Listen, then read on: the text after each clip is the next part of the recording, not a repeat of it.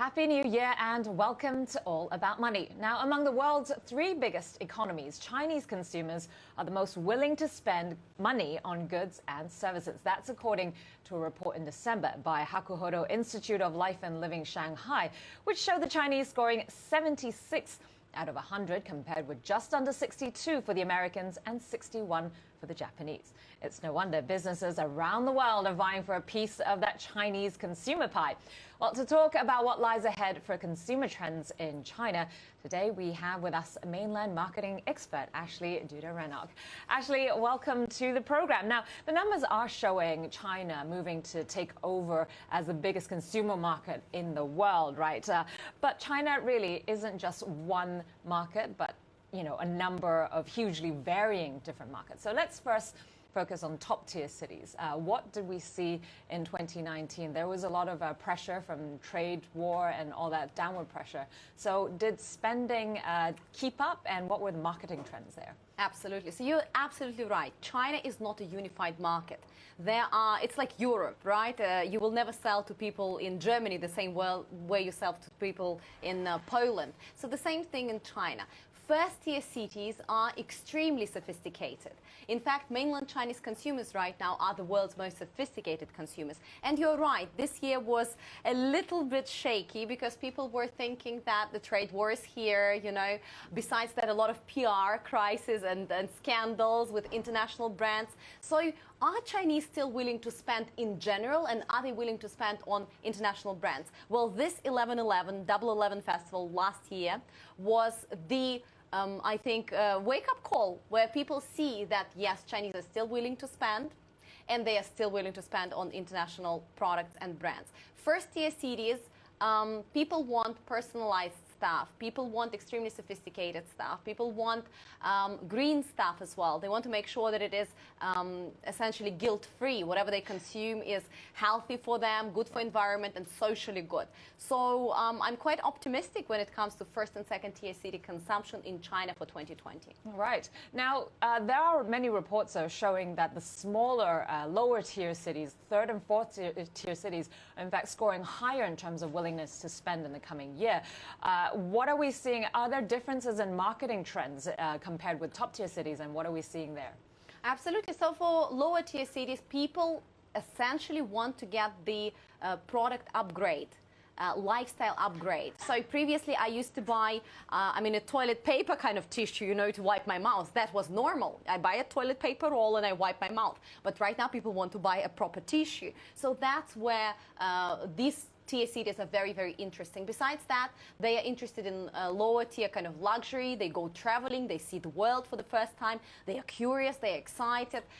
In terms of marketing, it's very different as well. So if you want to target higher tier cities, it's all very sophisticated. They've seen it all, they've done it all. You need to impress them. Besides that, you need to connect with them locally. You need to have pop-up stores, right? You need to have offline campaigns. You need to invite really big celebrities that are extremely sophisticated. But when it comes to lower tier cities, you need to show them that you get them, that you go and live stream real life situations. You need to show them that you can be funny, that you can make fun of yourself, not too much, but of yourself.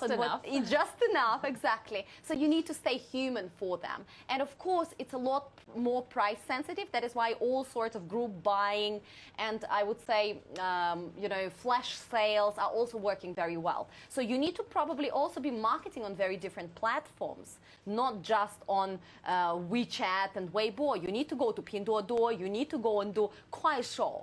Advertising and marketing, and you probably also need a different spokesperson that can connect with lower tier city audiences and really capture their desire to upgrade their lifestyle. Now, speaking of these online celebrities who help you sell stuff, now it's all about these KOLs, right? I've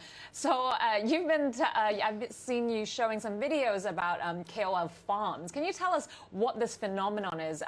Will it continue through 2020? What is it? What's the competition like? Tell us all about it. Absolutely. So they call them KOL farms. They call it blogger incubators. They call it MCNs.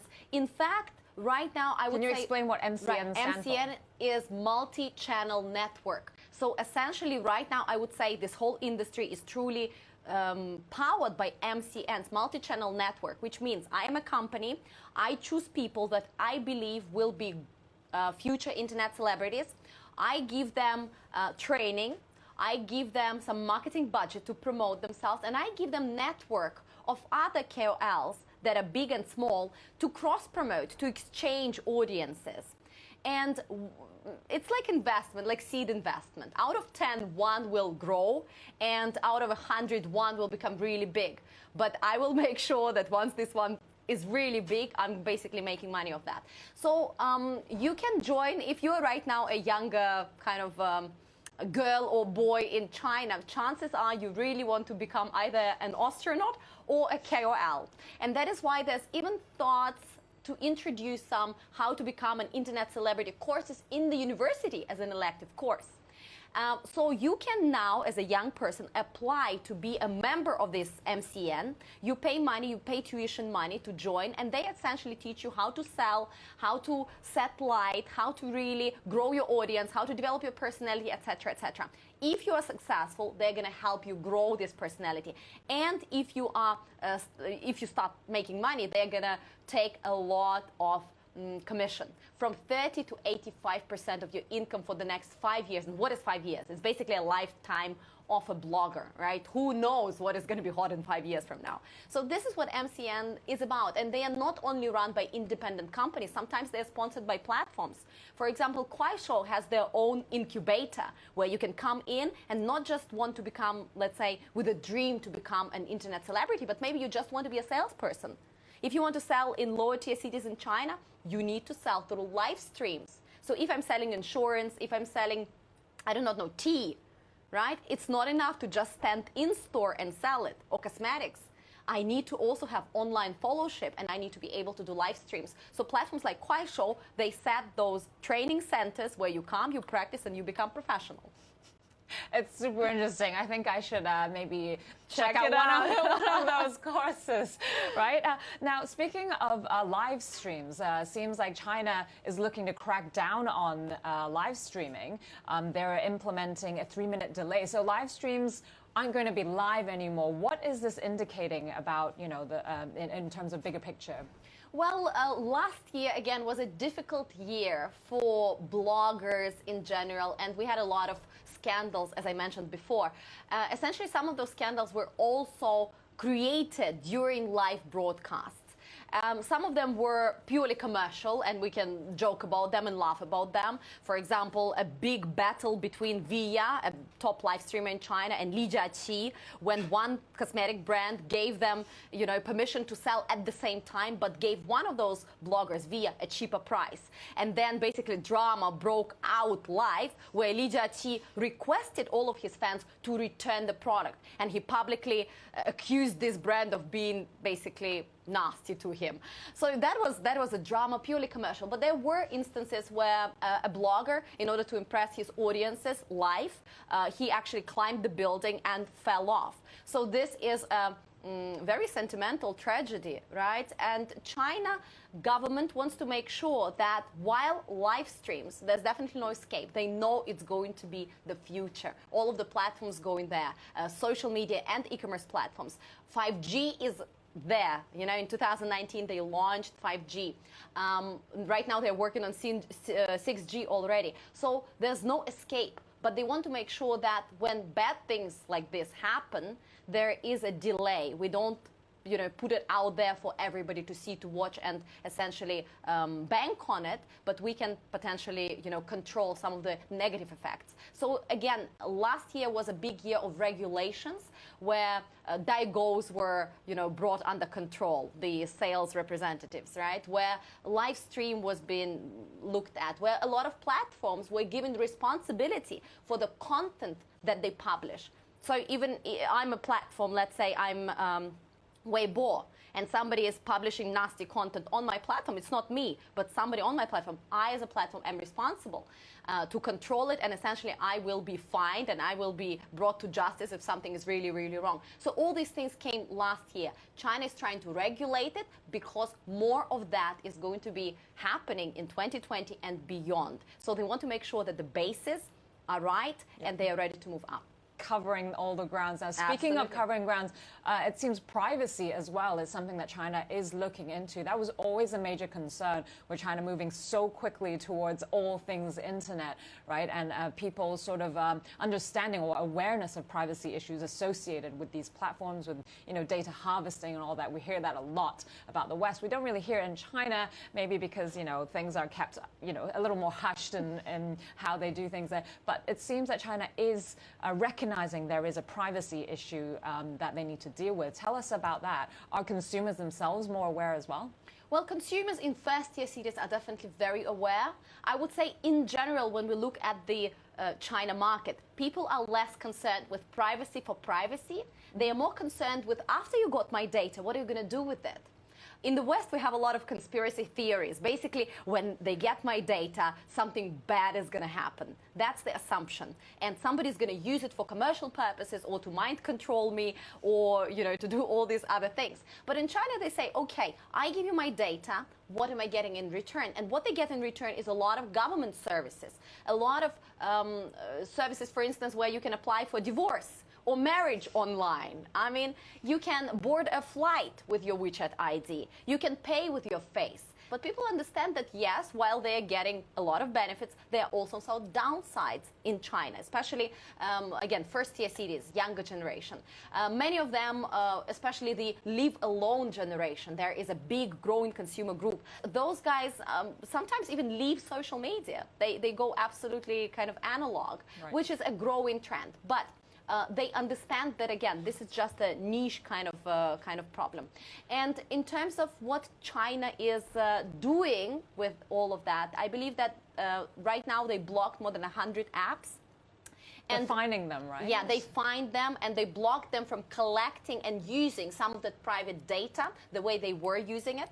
Right now, they're also cramping down on a lot of trade of data that's happening online. You can go to Taobao and you can, for example, purchase pictures of people, random people online. And you know that in China, last year we had the new app called Zao. And that app, you can basically deep fake exactly the face. So I can go to Taobao, I can purchase your picture, and then use your picture to basically shoot a movie or a clip. That's right? terrifying. That's terrifying. So China government is right now looking into how to control both trade of that data and, of course, collection and usage of that data. Of course. Well, we have to go to a break now, but stay with us. Welcome back to All About Money. We're chatting with Chinese consumer markets expert Ashley Dudarenok about the weird and wonderful world of marketing trends in China. Now, Ashley, let's talk a bit about the elderly going digital. China has an aging population, but according to reports, they are actually more keen to adopt younger trends than other markets. Tell us about what's going on there. Absolutely. So older people in China are actually very digitally savvy. I have a friend, his grandfather is 92 years old, and he is able to order a cab by himself, get inside a cab and pay for his own Didi, which is incredible because my mom's 65, she cannot answer her phone without my help. In China, there are several things. First of all, everybody in the market understands that if you don't stay on top of these current developments, you are going to be left behind. So there's a general interest in new technology. Chinese people know that in the past 30, 40 years, they progressed because of technology. That is why everybody is adopting it. Secondly, older people in China always had this role to essentially kind of curate the family. When they get older, you know, they take care of their children, grandchildren, and they are purchasing a lot of the things for the whole family. So right now it's changing a little bit in some areas, but still largely they are consuming for the whole family. And if you want to consume right now, you need to be digitally savvy because you get huge discounts, group buying, you have a lot of time, etc., to go and actually participate in that. So they start with group buying such as Pinduoduo. Later on they discover Taobao has even more products and there are all these shopping festivals, and they have a lot of time to again curate, especially when it comes to green food. They understand right now that food needs to be tracked. Oh my God, it grew up somewhere in Scotland. Then I need to have this QR code that actually built via blockchain technology that traces it back. So they're very, very savvy. Besides that, they know that in the past 5 years, you know, environmental pollution was really bad, so they know how to track that. Besides that, let's say older women, they love to dance. We call them dama, right, the dancing mamas. And these are usually women that are above 50 or 55 years old. They don't work anymore and they go to these public squares to dance. They have their own social media platform, for instance, which is called Kangdo. You cannot just show up at the square and start dancing. You need to be part of the team. You need to have the app and you need to take attendance as you arrive. So as you can see, all these different areas of their society, of the lifestyle, they are very digital. Besides that, their grandkids, when they come to stay with them, very often in a Chinese traditional family, grandkids spend at least summer holidays or sometimes even live up to the age of 5 with their grandparents, right? They transfer a lot of those skills and this general willingness to adopt it. So it's extremely exciting. The whole society, Chinese society, is aging, but it does not mean that it's going less digital. Yeah, it's kind of amazing. But also I've seen a lot of companies specifically making apps that target elderly, making it easier to use. Maybe the font size is a lot bigger, Absolutely. something like that. And it's quite smart because, you know, with their willingness to adopt it, then there's a large chunk of this market that you can now focus on and then, you know, lure in. Absolutely. So, yeah, that's really interesting. Now, on the issue of, you know, adapting your business to go more online and do more, you know, trendy things in terms of marketing. Now, one of the things that people say was a downfall of Carrefour in China is because they didn't really keep up with marketing, with consumer trends. And now Walmart, we're seeing, in terms of international chains and others as well, have quite aggressive plans for 2020 to expand. Now, is Walmart doing better in that regard? Is that their secret to being able to expand compared with Carrefour? Right. So Carrefour had a really good start in China. They really did. And they were this international supermarket that was very local. And they tried a lot of, you know, flash sales marketing back in the day. We all remember the stories when people fought for oil in their supermarkets, etc. But then they lost it. Because China, again, the consumers are extremely sophisticated. You need to have digital features. You need to have better product selection. And Carrefour was a bit lost. It wasn't as sophisticated as, let's say, Hema supermarkets, Fresh Hippo, or 7 Fresh, powered by JD and Alibaba, respectively. But they were not local supermarket as well. And they failed to communicate, integrate WeChat well enough, integrate a couple of group buying, etc., etc. Hence, you know, they had to sell their business. And now talking about Walmart, they're doing a bit better, for sure. They are planning, actually, as you mentioned, huge expansion within mainland China. If I'm not mistaken, it's going to be 500 more stores. Yeah, within a couple of years, by 2025 or something like that. So it's really going big. It's exciting, but I still am a lot more excited about Alibaba-powered supermarkets, Fresh Hippo and 7 Fresh by JD, because again, they are right now, as far as I understand, not really making a lot of money with it, but they are doing a proof of concept. They have beautiful delivery, right? 30-minute delivery anywhere within this 3-kilometer radius. They do beautiful curation of products. And that's what supermarket needs to be all about. It's not about the products themselves. Because I can go online to purchase it. You need to curate it for me. You need to create this experience. And they make it really fun. They have all the robots. They have all these, you know, all these cool things where the people's role is to consult me, not to sell me anything. So I'm more excited about that because right now, after they tested it, after they collected all this data of the people around, they are able to scale it, make a lot of money, make it even better. And essentially, I believe that China is going to be a very different market when it comes to this kind of supermarkets, etc. They're going to be leading the world in the next 3 to 5 years, for sure. I can imagine. Now, speaking of Alibaba, I believe you were at the Singles Day sales. Like, what was your biggest takeaway there, watching all these receipts coming out of the machines nonstop? Well, the first biggest takeaway was that China's consumption is not going down yet. It will go down when the whole world is going down, okay? So it's not immune to the global trends, and we are definitely heading at some point into this recession. How big or small we'll still see. But China by itself is not going down. They are still interested and excited. At the same time, live stream was the theme of the whole 11/11 last year.